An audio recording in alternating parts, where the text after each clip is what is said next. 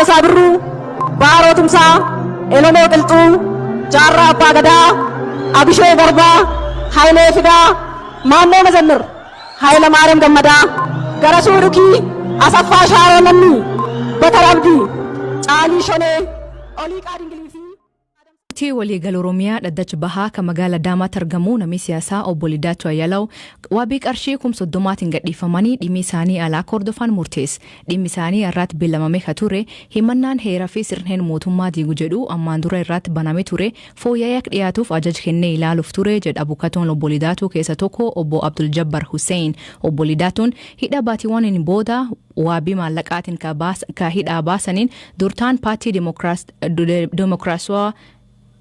Durtaan paartii Dimookiraasummaa Itoophiyaa obbo Adaanaa Taddasaa BBC'ti. Heeraaf sirna heera mootummaa diiguu ka jedhuun himatamanii ji'oota 5 darbaniif mana hidhaa ka turan miseensi gameessi paartii Dimookiraasummaa Itoophiyaa obbo Lidaatu Ayyalaw har'a waaree booda wabii birrii 30,000 gadi dhiifamaniiru. Jaalli isaanii kun hidhaadhaa gadi dhiifamuu ka mirkaneessan dura ta'an paartichaa obbo Adaanaa Taddasaa itti aanee hirmaannaan siyaasaa isaanii maal akka fakkaatu akkanaan dubbatan. ልደቱ ከዚህ በፊት በነበረው የፖለቲካ ተሞክሮ muuxannoo siyaasaa isaanii kanaan duraa yoo ilaalle obbo Lidatuun waggoota 27 caalaniif sababa hirmaannaa siyaasaa isaaniif qofa dirraan kana caalu hedduun isaan mudateera. Sababii rakkoo irra ga'eef jedhanii garuu guyyaa tokkoof illee hirmaannaa siyaasaa isaanii gaaffii keessa galchaniin beekan. Ammas taanaan akka nama waggoota 27 oliif waliin qabsaa turetti hinuma hirmaannaan siyaasaa isaanii daran kacimunatti fakkaata. Ji'oota 5 darban keessatti hojiiwwan hin hojjennetti gaabbuun kana caalaa waan cimanii hojjetan natti fakkaata. Malee obbo Lidatuun rakkoon kun waan isaan mudateef qofa hirmaannaa siyaasaarraa duubatti jedhee hin yaadu jedhan. Yeroo garagaraatti wayita mana murtiitti dhiyaatan obbo Lidatuun sirna kenniinsa haqaa irratti abdii waan kutatan fakkaatu. Miirri isaanii akkami jennee isa gaafanneef obbo Adaaneen akkas jedhan. አለፉት 5 ወራት በፍትህ ስርዓቱ ላይ በተደጋጋሚ ሲታይ የነበረ Eeyyan ji'oota 5 darban keessatti sirna kenniinsa haqaa irratti wantoonni mul'achaa turan karaa seeraan alaa fi daba ta'uun isaanii dhaddacha irratti obbo Lidatu akkaan yaachisaa ture. Waa'ee dhimma isaanii caalaa waa'ee sirna haqaa biyyattiif yaadda'anii dubbachaa turan dhaddacha irratti. Dhaddacha har'aa irrattis carraa argatanii kan isaan dubbatan dabi abbaan alangaa fi poolisiin sirna haqaa irratti raawwataa turan akka waliigalaatti sirna haqaa biyyattii irratti rakkoo fida jedhan. Sirna haqaaf osoo hin taane an akkan mana hidhaa turuuf jecha beellama heddummeessaa turan jechuunis dubbataniiru. Dhaddachi har'aa kunis daba kana hubatee akka mirga wabii eeguuf gaafachuudhaan har'a mirga wabiin ba'uu danda'an. Waliigalatti waa'een sirna haqaa baay'ee isaan dhiphisaa ture. Garuu oolmaa dhaddachaa har'aa irratti immoo akkaataa obbo Lidatuun ala ba'anii yaalamuu danda'anii fi haala mijeessuuf jecha manni murtichaa mirga wabii eeguuf isaatti nuttis toleera jechuun dubbatan obbo Adaaneen. Diree siyaasaa Itoophiyaa keessatti yeroo dhiyoos wantoonni hedduun jijjiiramaniiru. Maalumaafuu obbo Lidatuun haala siyaasaa biyyattii yeroo ammaa akkamiin hordofaa turan moo hin hordofne obbo Adaaneen akkas jedhu.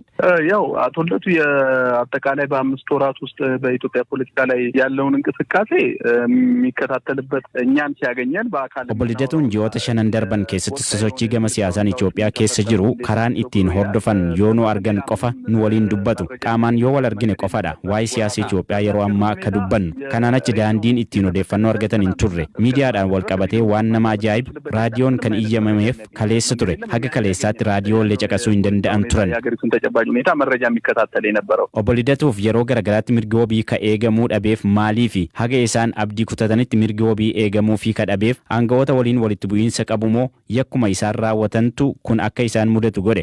Kanarrattis obbo Adaaneen deebii kana nuuf kennan. ከመጀመሪያው ጀምሮ የአቶ ልደቱ የእስር ሁኔታ ተፈጸመ ከተባለው የወንጀል ድርጊት ጋር ምንም ግንኙነት jalqabumarraa hidhaan obbo Lidatuu yakka raawwatameera jedhame waliin homaa hidhata ka hin qabneedha. Hidhaan obbo Lidatuu hidhaa siyaasaati. Maaliif dubbatte, maaliif akkasitti yaadde, maaliif barreessite jechuudhaan mootummaan haaloo irratti qabatee akka isaan hidhetti fudhanna nuti. Durallee ilaalcha siyaasaa isaanii fidhaman ammallee murtee siyaasaan gadi dhiifaman jedhan. Obbo Lidatuun adoolessa darbe hokkara ajjeechaa artist Hacaaluu Hundeessaa hordofee uumame wal qabatee rakkoo magaalaa Bishooftuu keessatti uumameen shakkamuun ture to'annoo jala. Tajaajilli telemedicine kan maqayyoo ko Dr. jedhamuun moggaafame hagammaatti namoota 5,000 caalu tajaajilu hoogannaa fi hundeessan tajaajilaa kanaa obbo Abdii Dingataa himan. Tajaajilli kun tibba weerarii koronaavaayirasii jalqabee ka'ee galeen ka jedhan hoogannaan kun ammallee tajaajilli kun gara hawaasa baadiyyaatti babal'isuuf hojjechaa jirraa jedha. Maalumaafuu tajaajilli yoo Dr. Hummaalii akkamiin hundaa'ee Biziwar Qolaanaa obbo Abdii dubbis. Yookoo jechuun yoom namni tokko maqaa keessi waame abeet jechuudhaaf afaan Amaaraatiin yookoo jenna nuti namni guddisee yoo si waame yookoo jettee awwaatta. Kanaaf nuti maqaa kana kan goonee fi yookoo dooktarii gaafa hundeessinu jalqaba waa'ee fayyaa uummata barsiisuu kan jedhuun hundeeffame gara waggaa 4 oliitii fi uummata barsiisaa turre jechuudha. Waa'ee fayyaa TV show irrattis akkasumas sooshaal miidiyaa irratti barsiisaa turre. Ergasii yaada teelemeedisin jedhamuuni uummati immoo nutti haasa'uu akkamitti danda'a, akkamittiin karaa bilbilaas ta'uu karaa viidiyoo konferensiis karaa sooshaal miidiyaas uummata akkamitti barsiisuu dandeenya kan jedhuuniti hundeeffame jechuudha. Ergi koronaan dhufe as immoo yaada telemedicine jedhuuni uummati namni waa'ee fayyaa irratti gaaffii qabu kamiyyuu gara keenyatti bilbilee dooktaroota keenya wajjin mari'atee deebii akkamitti argachuu danda'a kan jedhuun pilaatfoormii uumne yaada barsiisuu akkasumas immoo yaaluu jedhuun gara weestarneetii telemedicine jedhamuuni hundeeffame. Akkuma koronaan biyya galeenidha kan nuti jalqabne sodaan tureera. Sodaa kana immoo hir'isuudhaaf akkamittiin uummanni bilbilaan yaalamuu danda'a konseptii sanaatiin jalqabne yaala fayyaa barannoodhaan kan beennu namni mana yaalaa dhaqee ilaalameeti kan yaalamu. Amma garuu karaa bilbilaatiin shoort koodii lakkoofsa 7024 irratti gaafa bilbilan dooktaroota onlaayinii qabna nuti al tokkotti namoota 8 keessummeessuu dandeenya. Dooktaroota keenya kallattiidhaan argatu jechuudha. Namoonni bilbilanii dhibee isaanii adda baasna isa jalqaba. Yoo manatti yaalamuu qabatee manatti yaalla, yoommoo mana yaalaa dhaquu qabatee immoo eessa dhaquu qaba kan jedhu itti himne jechuudha. Dhukkuboonni baay'een isaanii parsantii baay'een isaanii gorsaan akkasumas qoricha utuu hin fudhatiin waan mana keessatti gochuu qabnuun yaalamuu danda'u. Ergi jalqabne asi gara namoota 5,000 olii yaalleerra karaa bilbilaa jechuudha. Yaadi keenya dooktaroota waliigalaatiin kan jalqabne jalqaba. Garuu gaaffii uummataa gaafa laallu baay'eensaa attentionii subspeciality barbaada. Kanaaf ogeessota waliigalaa 6 kan nuun qabnu. Speeshalistoota 2 qabna, barataa speeshalistii 1 qabna. Kanaaf egaa gaafa kool siistamiin keenya yookaan akkaataan kool filoo namoonni itti bilbilaa jiran kun attentionii subspecialistoota barbaadaa deemutti dabaluun baay'ee salphaadha nuuf. Kool siistamii baay'ee sofistikeeted ta'ee fayyadamna. Dooktaroonni bakka jiran ta'anii sarvarii keenya akka isaan aksesii godhan gooneeti. Dhukkubsataan tokko bilbilee speeshalistii onnee barbaada yoo ta'e gara speeshalistii onneetti akka inni deemu isaan hojjetaa jirra. Namni tokko gaafa bilbilu hakiima wajjin gaafa wal quunnamu daqiiqaatti qarshii 4dha. Itiyoo telekoomtu bilbilarraa kuta jechuudha. Namni tokko daqiiqaa 10 keessatti dhibee isaa sirriitti himatee gorsa argachuu danda'a. So qarshii 40 kan ta'uuni yaala argachuu danda'a jechuudha namni tokko. Hawaasa Oromoo ogeeyyii suphee dha'uu waggaa dheeraaf hojii isaan hojjetaniif tuffatamanii moggaatti baafamanii jedhan. Gareen kun iddoo guddaa qaban hawaasa keessatti qodaa isaan oomishuu fi sibiila isaan tuman Oromoof saba biraallee kan fayyadamu garuu fudhatamaa hin qaban. Rakkoo lafaatii fi sodaa miidhaa erga'uu fi teekinooloojii jijjiiramaa dhufuun wal qabate ogeeyyiin kun amma durii meeshaa oomishuutti hin jiranii jedhan. Gargaara Profeesar qorannoo dhimmoota Ameerikaa fi Afrikaa Yuunivarsiitii Minisootaa ta'an Dr. Bula Sirriiqa Wayyeessaa yeroo dheeraaf jireenya isaanii qorataa ture. Jiruun isaanii maal fakkaatti jedhe gaafadhe. Bula Sirriiqa Wayyeessaa kan dhalatee guddate godina Wallaggaa Lixaati. Naannoo Gimbeedhamoo lafuma riisarchiin kun yeroo dheeraatti hojjetamaa ture. Qorannaa kana beekanii naannooma guddatetti dubartoonni wanta hojjettu hojii keetiin yeroo hawaasarraa adda si baasanii jiran miti gadi ilaalamuu wayii tokko jira. Hawaasa Afrikaa hundumaa keessatti jira kan Oromoo qobaallee miti. Dubartoonni kuni ogeeyyii jedhamu. Warri dubartootaa suphee dha'uu warra abbaa manaa isaanii immoo sibiilatu. Sibiila warri dhiiraa abbaa manaa isaanii jechuudha. Sibiila kanatu immoo gasoo, qottoo wanta mana keessatti dhimma ba'amu yeroo dheeraaf uummata Oromoof isaanuma oomishaa ture. Garuu haa ta'uyyuu malee hawaasa biratti immoo fudhatamummaan isaanii amma kanatti miti. Dhiibbaatu irra jira. Isuma laalaan guddattee xiqqoo garaana nyaatu turan ispeeshaalii dubartoonni. Maaliif qodaa kana yeroo hojjetanii ilaali. Qodaa kana laga dhaqanii suphee kutanii hojjetanii gogsanii gabaatti geessanii yeroo gurguran wanti isaa itti gurguran horii xiqqoodha baay'ee xiqqoodha dhugaa dubbachuu ta'e. Haa ta'uyyuu malee ilaali rakkoo guddaan isaanii fees godhanii suphee argachuudhaaf suphee jechuun egaa biyyoota isaaniitiin suphee sana dha'an argachuun baay'ee rakkisaadha. Yeroo baay'ee even maaltu taa'etti fakkaate galgala akkan eega dukkanaa'eetii haqanii hin hatu jennaa gaamma hin hatu jechuun xiqqoo ishee ulfaataa dhoksanii qabeenyaa namaa keessa wanta jiru dhoksaniiti kan isaanii suphee sana kutatanii yeroo kutan sanatti even yeroo tokko kan du'an jiru. Gaafa noolee kaabbaa sana dhaqe 2016 isaan akka maalitti akka wanta ofiishaalii ta'ee bakka bu'aa mootummaa ta'ee dhaqeetti fudhatan fakkaata. Rakkoo keenya nu argitu nuti baay'ee rakkanne dhugaadha dubbachuu hin boo baay'ee boo si gaddisiisa yeroo isaan bu'an yeroo laaltu. Meeshaa akkam fa'aa suphan? Kan bishaanii kan farsoo beektaa yaada. Kan daadhiillee itti godhanii jabanaa bunaa kan bunatti danfifatanii akkasuma immoo eelee biddeen kan itti tolchan kan wanta waxiitti hojjetan ittootti hojjetan jechuu xuwwee hittoo. Duraan waan asnaanitti eerumii garee kanaatii fi hawaas biraa dhowwaa jette maaf akkan? Sirriidha akkas lama fakkaatu hin fuudhan yoo dur amma afaa dhufeera garuu gaarummaan isaa dur yoo akka carraa ta'ee inni meedistiriimii tokko dubartii gara warra suphee hojjetanii sana fuudhe geemmi abiddaa geemmi heerstoons beekamni sadanirra kaa'anii xuwweerra kaa'anii taffeelan occasional afurfaa godhu maal godha jedhu paablikiitiin dubbatamu garuu dhiibbaan sunuma jira. So maal godhu qomoo isaanii jiru qomoon warri suphee hojjetan kun iddoo garaagaraa jiru isaanumatu wal fuudha jechuudha. Fuulduraan maal fa'aa hojjechuu yaalan?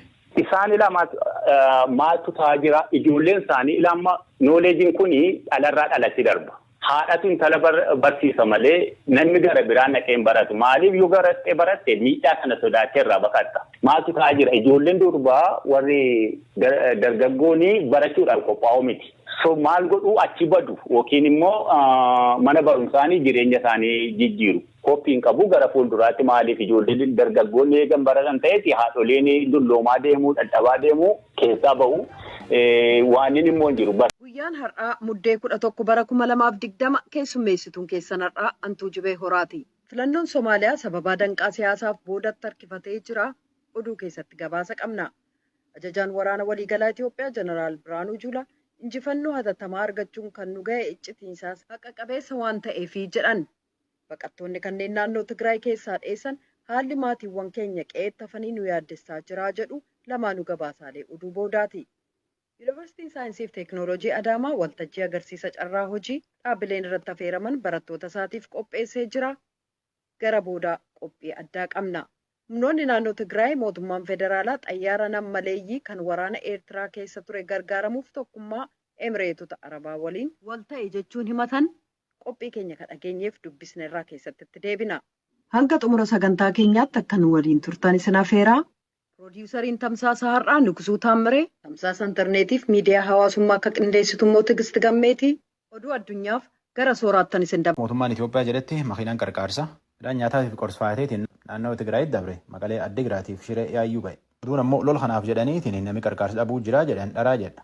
Milishoota baqachuu jiraniif warri akkaan barbaadan qabuu fi tokko walitti dhufaasuun ammoo akka lolaatti ilaalamuun qabuu jedha. Mootummaan Itoophiyaa akka oduu Iskindar Firee nu ergatti. Akka oduu ministeera hajaa alaa Ameerikaa irraa argachuu jirrutti Eertiraan lol Tigraay keessa jiraachuun mirkanaa'uu jirti. Akkan taanaan tunini waan akka malee nama yaaddessaa jedha. Waraana kanaan achi jiru akka ariitiin achi baasan gaafannaa jedha. Ministeerri hajaa alaa Ameerikaa kunini dhaabbilee addunyaa ta'an wal qarqaaranii waliin ta'aniitiin akka inni jedhamtu kunini qaama walabaatiin qoratamtu gooneetiin warri tana keessa jirullee qoratameetiin gaafatamu dhibba goonaa jedha. Tana maleellee akka nagaan deebi'u akka nagaa uummataa eeganii fi namni qarqaarsa argatu feenaa jedha. Gabaasaan VOA asmara jiru himannatan irratti bulchoota Eertiraa gaafateetiin dharnuun himatan cufaayyuu deebiin kenninuu jedhanii jedha. Itoophiyaalleen armaan durattuyyuu waraana Eertiraa lol Tigraay keessa akka hin jirre marroo hedduu irra deebiteetiin mormachaa baate. Akka dhaabbileen qarqaarsa addunyaa jedhanitti yoo akkam xiqqaatu hojjettooti isaanii afuritti lol Tigraay kan Itoophiyaa keessatti lubbuu dhabe. Naannoon Tigraay akka jechi dhaabbilee qarqaarsa kanaatti lol kanaaf nama gargar citte nama gargaaruulleen dhibitaati. Mootummaan Itoophiyaa akka namni naannoo sana qarqaarsa argatu karaa hedduun fallaa jedha. Akka dhaabii qarqaarsa kaawunsilii baqataa Daanish jedhetti hojjettoota isaa keessa sadiitti jidabri keessa tana jidduun lubbuu dhabe. Gareen qarqaarsa balaa addunyaalleen waan nam isaanii hambii shiree keessatti ijjeese qorachuu jirraa jedhan. Oduu himaan qarqaarsa tokkummaa mootummoota Saviyaanoo Abroo hojjetaa dhibba hedduutu naannoo suni qabna. Warri wal lolu namni qarqaarsa argatuu fi nagaa namatti sanillee gaafannaa jira. Yookaan immoo wanni waraanii Itoophiyaa ariitiin waraana TPLF moo'ee fi akka itti gaafatamaan guddaan waraana Itoophiyaa Jeneraal Biraanuu Juulaa jedhetti dhugaa qabaaf akkana. Akka jechisaatti waraanni juuntaa ganna lamaaf loluuf ba'e. Haa ta'u immoo 7 mo'ame. Waraanni Itoophiyaa akka jecha Jeneraal Biraanuutti ammaan tana miilota TPLF. Waraanni Itoophiyaa 5,000 ta'u kan waraana TPLF hin qabamaniitiin ba'uu dhowwaman kaanii dhiyootan keessa Debaarq Gondar gaane. Waraani kunini ka duraan nagaa Tigraay eeguu fi hajaj waraana kaabaa jal jiru waan isaan irra ga'eef rakkoo gargara himate akka oduu Asteer Misgaanoo irraa argannetti. Mootummaan Itoophiyaa tajaajila teleekoomii isaa haga tokko kontiraataan kennuuf waliigaltee fixuu jira. Akka ministeerri faayinaansii Itoophiyaa Dr. Iyyoob Takkaalliin jedhetti kontiraati kunini jalqaba gannaaraa irratti hojii jalqaba. Biyya afaan Oromoo caqasuu jirtan. Soomaleen deemsi filannoo pirezidaantummaa isii irratti rakkachuu jirti. Dorgomtoota paartii mormituutti pirezidaantiin biyyi isaanii Mohammed Abdullaa Farmaajoo akka kanaan waan hedduun himachuu jiran. Mohammed Khahiyyeet Maqadishoo ergeetu jubennutti. Filannoo kallattiin hin ta'in kan Somaaliyaaf kaadhimamtoota 15tu hirmaatan. Kana keessattis bakka buutonni gosoota miseensota paarlaamaa kanneen pirezidaantii filatan filu. Haa ta'u malee kaadhimamtoonni 14 kan aangoorra jiran pirezidaanti Mohammed Abdullaahi Farmaajoo koree filannoo nama ofii isaaniin guutan jechuun qeeqan. Kaadhimamtoonni kun akka jedhanitti koreen sun deeggartootaaf basaastota dhaabati kan nagaa biyyoolessaarraa walitti dhufan kana jechuun namoota ofii isaaniitiin hundeessan jechuudha jedhan. Kaadhimamaa pirezidaantummaa keessaa tokko Abdurrahman Abdishaakur akkas jedhu. Our concern is about how the committee was made of, and we have some of the members or majority of the members are. Yaaddoon keenya koreen sun attamiin akka hundaa'e isa jedhu miseensonni keenya hangi tokko keessa jiru garuu irra hedduu miseensota isaa dhaabbata tika nagaa biyyoolessaarraa kaan immoo hojjettoota mootummaaf kaan isaanii deeggartoota pirezidaanti Farmaajooti jedhan. Danqaan siyaasaa filannoo paarlaamaa Somaaliyaa muddee tokko geggeeffamuuf jiru boodatti hambise.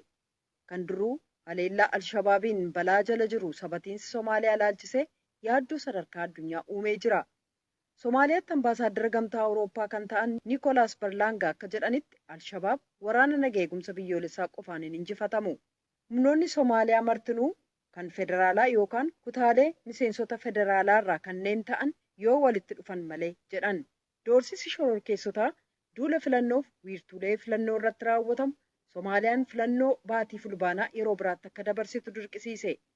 Yuunaayitid Isteetsi baatii kana loltoota ishee 700 Somaaliyaa keessaa akka baastu labsuunis danqaa siyaasaa laalchisee yaaddoo kabiroo uume. Foorumii michummaa Somaaliyaa ka torban kanaa irratti ambaasaadarri Yuunaayitid Isteetsi Doonaald Yamaamootoo mormitoonniif mootummaan federaalaa addaddummaa gidduu isaanii akka furatan waamicha dabarsaniiru. Seneteroota Ameerikaa koree haajaa alaa mana marii Ameerikaa keessa hojjetan lama akka mootummaan Ameerikaa Suudaan galmee warra biyyi nagaa dhowwa jedhanii armaan dura keessa galchan kan keessa baasfaluutti jiran. Ministeerri haajaa alaa Ameerikaa waan faluu jiran kan irratti mootummaa Suudaaniin yaayyuu walii gale. Suudaan waan hedduun himatan gani 20 dura doonii waraana Ameerikaa USS Cole jedhani isa Yemenii gaazii waraabbachuu jiru misaayiliin dhaane. Bara 1998 fi bara 2000 keessatti ammoo imbaasii Ameerikaa keessatti nama hedduu fidan. Milishoota Alqaayidaatii fi Suudaaniin himatawwan kanallee adabanii addunyaa walanqisan Suudaan. Ministeerri haajaa alaa Ameerikaa Suudaan balleessa sun jetteetiin waan hedduu kasaartee jedheetiin galmee warra biyyi nagaa dhoorti jedhan sunillee keessa baasuu qabanii jedhu. Taatullee miseensoti mana marii Ameerikaa waliigaltee tana dhowwuuf doorsisuu jiran. Akka warri jedhutti tun eegi taate maatiin namni isaanii milishoota Alqaayidaatiin fulbaan 11 bara 2001 Ameerikaatti irraa dhumatilleen Suudaan himachuufillee jidduu rakkachuufa danda'a jedhu. Warri Suudaaniif Ameerikaa waliigalchuuf yaadi dhiyeessuun Suudaan akka kanaani maatii bara 1998 fi 2000 keessa embaasii Ameerikaa Keenyaaf Taanzaaniyaa jirutti gaafa embaasii sun guban namni irra dhumate $1,335 hin baaftiif. Ameerikaan qorsa koronaa haaraa namni isiitiif kennuu fi isaatii xiqqoo eeguu jirti. Dhaabii to'annoo nyaataaf qorsa Ameerikaa FDA'n ardoo Hamburg keessatti akka qorsa kan namaa kennuu jalqaban irratti waliigalee ajajuuf deema. Qorsa kana dhaaba qorsa Ameerikaa Pfizerii fi Germany BioNTechitti hojjete. Addunyaa keessaa nama miliyoon kurnya hedduu dhukkuba kan qaba. Nam miliyoon tokkoof 1,600 caalaatti tanaan lubbuu dhabe. Ameerikaatti nam miliyoon 15tiif 1,600 dhukkuba kan qaba. Indiitti ammoo nam miliyoon 9tiif 1,700. Biraazil miliyoon 6,700. Biyyittii cuftii qorsa haaraa kana nam isaaniitiif kennuu dhaabbilee Moderna, Pfizer BioNTech fi AstraZeneca irraa bituu jiran. Fakkeenyaaf Awustiraaliyaan qorsa miliyoon 100tiif miliyoon 40 bitachuuf qabatte. Ameerikaatti baruuleen Times bara kana namni jabaan isiin bara kana wal dorgomsiiftee filatte Joe Biden fi ittaantuusaa Kamala Harris. Warra pirezidaantummaa Ameerikaatiif fi ittaantuu pirezidaantii Ameerikaatiif baran filataniitiin mo'annaa labsaniif akka baruuleen jedhutti jara kun lamaan iyyuu seenaa Ameerikaa jijjiira. Wartan irratti dorgomu keessa tokko pirezidaantii Ameerikaa Joe Biden fi itti gaafatamaa gorsaa fayyaa Ameerikaa Dr. Fauci Antony fa'a. Dhaabiin Noobeelii addunyaa barana daayireektara dhaabbata tokkummaa mootummoota nyaata addunyaa badhaase. Hojii dhaabii kunin bara kan keessa hojjateef jedhee badhaase. Barana nam miliyoon 200 fi miliyoon 70tti bara koronaan addunyaa baafatan keessa ufillee beelaayitiin rakkinni garaa garaa keessa ture. Daayirektar kana hojiin addunyaa dhukkubiitti baafate gargaraan gargaaree fi dhaabii isa gargaar jedhaniif badhaasa. Dhaabii noobeelii addunyaa barum baraan nama hojii guguddoo hojjete jedhe badhaasa. Badhaasa kan dhufee fudhachuu dadhabullee viidiyoomirra badhaasa kennan. Wahaat irratti injifannoo qindaa'aa kan gonfate lola haqa qabeessa ta'e geggeessuun jechuudhaan ibsan. Ajajaan waraana waliigalaa Itoophiyaa Jeneraal Biraanuu Juulaa. Duulli kun lammiilee Itoophiyaa kan tokko taasise jechuunis ibsaniiru Jeneraal Biraanuun. Pireezidaantiin Itoophiyaa Sahaalawarqi Zawudee injifannoon loltuun Itoophiyaa gonfate seenaa keessatti yaadatamaa jiraataa jechuun ibsanii Tsahaay Daamxootu gabaase. Kaleessa Finfinnee hoteela Iskaayilaayitiitti sagantaan raayyaa ittisa biyyaa galateeffachuu gaggeeffameera. Sagantaa kanarratti Itaamaajoor Shumii waliigalaa humna waraanaa Itoophiyaa Jeneraal Biraanuu Juulaa haasawaa taasisaniin lolli humna Hiwaat waliin taasifame yeroo gabaabaa keessatti goolabamuu yaadachiisaniiru. Jeneraal Biraanuun injifannoon qindoominaan gonfachuun kan danda'ame lolichi ifaan eegalamuu isaatiin jedhan. Gareen Hiwaat yakka raayyaa ittisa biyyaa Iizii Kaabaa fi gantummaa inni uummata Itoophiyaa irratti raawwate gaddisiisaadhas jedhan. Sadarkaa kanaan gantummaa kana ni raawwata jennee eegnees yaadnees hin beeknu kan jedhan Jeneraal Biraanuun tarii lola xixiqqoo gaggeessuu danda'a. Naannolee waliin walitti bu'iinsa uumuudhaaf socho'uu maluu yaada jedhu qabna turre. Sadarkaa kanaan garuu gantummaa ni raawwata jennee yaadnee hin beeknu jechuun ibsan. Yeroo ammaas lola gareen kun eegale raayyaan ittisa biyyaa injifannoodhaan irra ooleeraa jiran Jeneraal Biraanuun. Gareen Hiwaat dursa gara waraanaatti seenuu isaatiin badii isaa ofitti saffisiiseeraa kan jiran Jeneraal Biraanuun raayyaan ittisa biyyaa ammoo haqa irratti hundaa'ee waan lola gaggeesse injifannoo gonfateeraa jiran.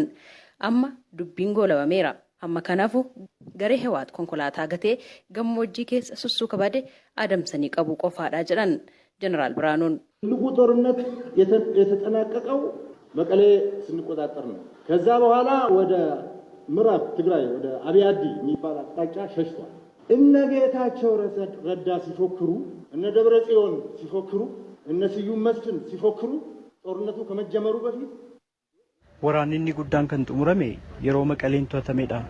Isaan booda gara lixa Tigraay Abiyyaaddii gara jedhamutti baqatanii jiru. Osoo lolli hin eegalin dura qondaaltotni Abut kan akka Geetaachoo Raddaa, Dr. Dabratsiyooniif Siyuum Masfin yeroo isaan aadatan baay'ee dinqamaa turre. Amma garuu wanta isaan waggaa lamaaf itti qophaa'aa turan torban lamatti barbadeessinee jirra. Kan aadachaa turan hundi amma konkolaataa irraa bu'anii badanii jiru. Kanaaf qaamolee konkolaataa irraa bu'anii badan kan lafoo baqatan barbaadaa jirra. Namni waggaa 27 biyya guddoo Itoophiyaa jedhamtu bulche pireezidaantii naannoo ta'e hunda dura paartii ta'e amma garuu baadiyyaa keessa lukaan baqachuun salphina. Kuni sanyii keessan irra hin gahin. እንደዚህ አይነት ነገር በዘራችሁ አይደርስ። Qaamolee kana gara seeraatti dhiyeessuudhaaf yeroo xiqqootu hafa. Uummata Tigraay deebisanii dhaabuu fi dandamachiisuun ammoo itti fufaa jiran. ስናሸንፋቸው ደግሞ ሁሉንም ታንኮቻችን አስመልሰናል፣ መድፎቻችን አስመልሰናል፣ መኪናዎቻችን ብረት ለበሶቻችን አስመልሰናል። ከዛ ከመኪና አውርደን እግረኛ አድርገነዋል። Yeroo injifannoo gonfanneetti taankota waraanaa hunda kan isaan fudhatanii turan deeffannee jirra. Konkolaataa sibiila uffatan deebisiisnee jirra. Isaaniin ammoo konkolaataa kanneen irraa buusnee lafa oofnee ni jirra. Ammoo hojiin nu hafe uummata tasgabbeessuudha. Sababni isaas uummata achi jirutti baay'eetti taphatanii jiru. Akka meeshaa dhuunfaa isaaniitti ilaaluun yeroo barbaadan waraanatti bobbaasu, yeroo barbaadan deeggarsa isaaniif godhamu irraa fudhatu. Uummata achi jiru baay'ee nama gaddisiisa. Nuti kana ilaallee garee kana irraa bilisa baasnee jirra. Kanaaf uummatni Tigraay gammaduu qaba. Obboleewwan isaanii uummattootni Itoophiyaas gammaduu qabu. Itti aantuun kantiibaa magaalaa Finfinnee Aadde Adaanech Abeebee gama isaaniin raayyaan ittisa biyyaa birmadummaa Itoophiyaa eegsisuuf gootummaa isaan agarsiisan wareegama lubbuu isaan kaffalan bara baraan yaadatama ni galateeffannaa jechuun keessumaa injifannoo loltoonni dubartootaa galmeessan ammoo daran boonsaadhaa jiran. Sirnicha irratti argamuudhaan haasawaa kan taasisan pireezidaantiin Itoophiyaa Sahaalawarqi Zawudee injifannoon raayyaa ittisa biyyaatiin galmeeffame seenaa keessatti bara baraan yaadatamaa jiran. Sagantaa galateeffannaa raayyaa ittisa biyyaa magaalaa Finfinneetti gaggeeffame irratti deeggarsi maallaqaaf gosaan taasifameera. Raayyaa ittisa biyyaatiifis kennameera. Qaamolee deeggarsa kana taasisaniif ammoo beekamtiin kennameera.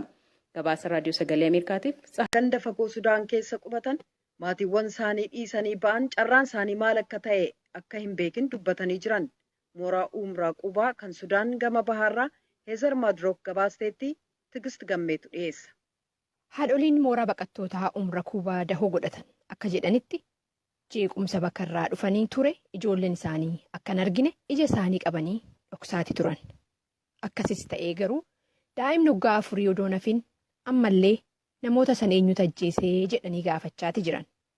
Reeffa namoota karaa irratti gaggatamee argaa bira darban yaadatanii qofa. Mooraa baqattootaa Umraa Qubaa keessa qofa baqattoota Itoophiyaa waraana naannoo Tigraay keessaa dheeffanii bahan gara 16,000tu jira. Guyyaa guyyaadhanis dhibbaan lakkaawwaman mooraa kana seenatii jiran. Waan dhagahuuf ulfaatu wal fakkaata keessa darbuu himatan. Aaddee Hawwaa Tasfaayee isaan keessaa takka. Namoonni baay'een oggaa du'an ija kiyyaan argeera. Nu'is haalli jiru waan hammaachaa deemeef as dheeffine ajjeecha sukkanneessaa akkanaa argineen beeknuu jedhan Aaddee Hawwaan. Naadir Ibrahim Ahmed mooraa baqattootaa Umraa Qubaa keessatti hojjetaa dhaabbata qarqaarsati. Lakkoofsi baqattootaa dabalaatuma bulaa meeshanii fi wantoonni qarqaarsa barbaachisan immoo qarqaarsa baqattoonni kun barbaadan wajjiniin waliin gituu jedha. Baqattoota kanaaf nyaanni gahaan hin jiru. Keessattuu dubartoota ulfa warra hoosisu dhukkubsattoota TB kanaaf nyaanni gahaan hin jiru jechuudhaan ibsa. Karaa biraatiin maatii baay'een addaan faffaca'eera. Warri mooraa baqattoota keessa jiran maatiin isaanii biyyatti hafe waan keessa jiru hin beeknu ajjeefamuun ollee sodaa jedhu qabnaa jedhan.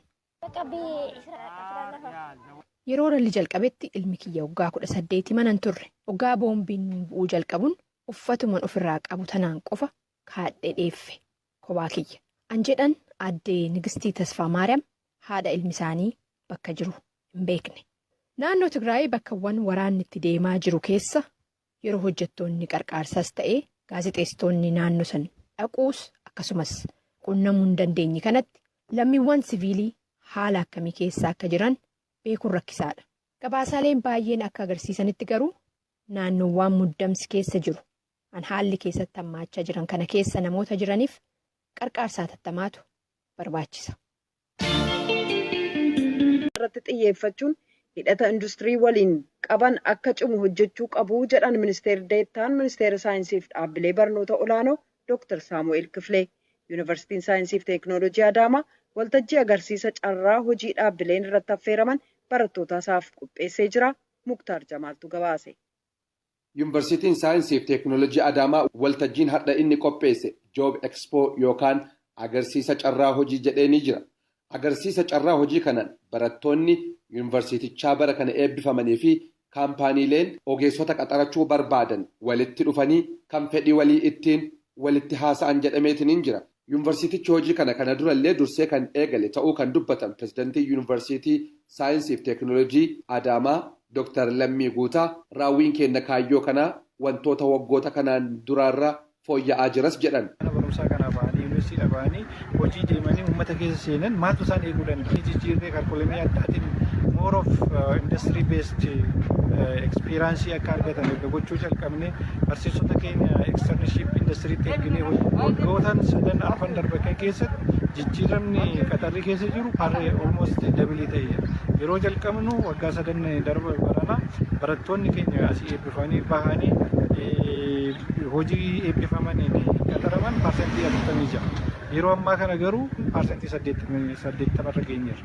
Bara 2011 keessatti eebbifamanii waggaa tokko keessatti hojii qabatan tireezari isteedii gaggeessiniin parsentii 80 hojii qabataniiru. Gara fuulduraatti taargeettiin keenya 85 bara dhufu keessatti isa bira hin geenye jennee yaadna. Barattoonni yuunivarsiitii saayinsii fi teeknooloojii Adaamaa bara kana eebbifaman hojiilee garaagaraa qabachuudhaanis agarsiisa kanarratti dhiheessaniitiin hin jiru. Akkaataa ogummaa isaaniititti waan barataa turanii fi shaakalaa turaniin pirojektoota kan qopheessan yoo ta'u inni kun dandeettii isaaniitiin kaampaaniilee hawwachuudhaafillee akka isaan dandeessisu himaniitiin hin jiru.